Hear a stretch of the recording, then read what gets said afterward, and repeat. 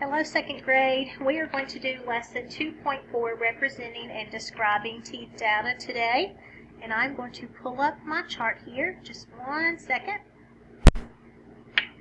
Okay, so you and your partner, and ideally you would be in class partnered up with a friend, but maybe you can find a brother or a sister or a cousin or mom or dad or someone you live with to do this with you.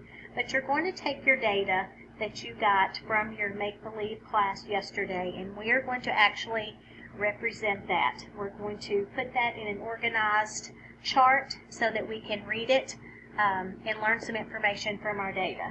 So your representation should include a few things. It should always include a title or a heading, which is right here, and ours is Tooth Data for Mr. Dill's class, second grade. And then I put X represents one student, and then you need to include the question that was asked. And our question was, how many teeth have you lost? So there's our question. And then here at the bottom, I have all of my numbers listed. That is the number of teeth lost. And then these X's represent, again, one student. So if we look at 0, how many students lost 0 teeth? None, because we don't have any X's here. The same for 1. How many students in Mr. Dill's second grade class lost 1 tooth? No students lost 1 tooth. How many students in Mr. Dill's second grade class lost 2 teeth? We have 1, 2, 3, 4, 5. So we could say 5 students in Mr. Dill's class lost 2 teeth. What about 3 teeth? How many lost 3 teeth? 1, 2, 3, 4, 5, 6. How many students lost 4 teeth? 1, 2, 3. What about 5 teeth? 1 student. What about 6 teeth? How many students in Mr. Dill's class have lost 6 teeth up until now? 1, 2, 3, 4. 7, we have 0.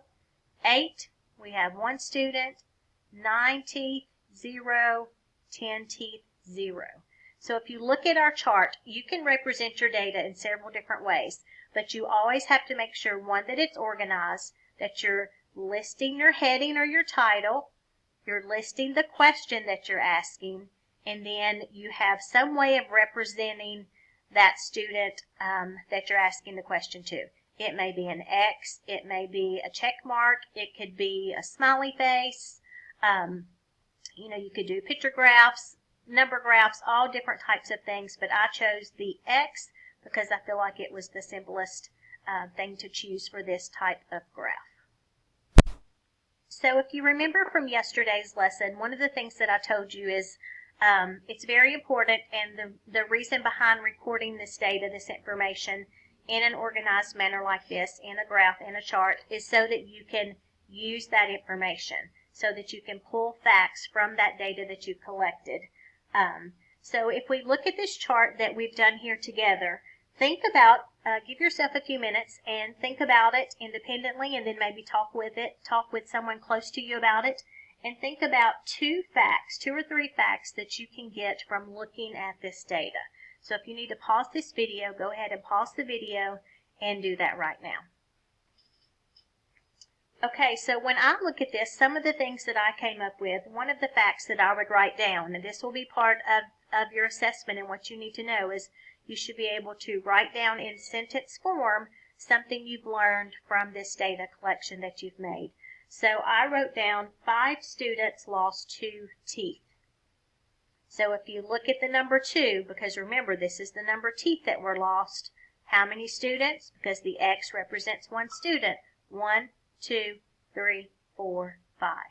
And then I want you to ask that person that you're working with if they agree with you. Do they think that the statement you made is correct, and why or why not? Another statement that I wrote down is 1 student lost 8 teeth. So number of teeth lost, right here 8. How many students do we have? 1. And then you can also take it a step farther. I said 3 teeth were lost, or 3 teeth were the highest number lost. So we said 1 for 8, 4 for 6, 1 for 5, 3 for 4, and 1, 2, 3, 4, 5, 6 for 3. So three teeth more students lost 3 teeth than any other number. So that is a fact that you could have written as well. And then the other question that we need you to think about, and you can find these 2 questions that I'm asking you in your student activity book on page 281.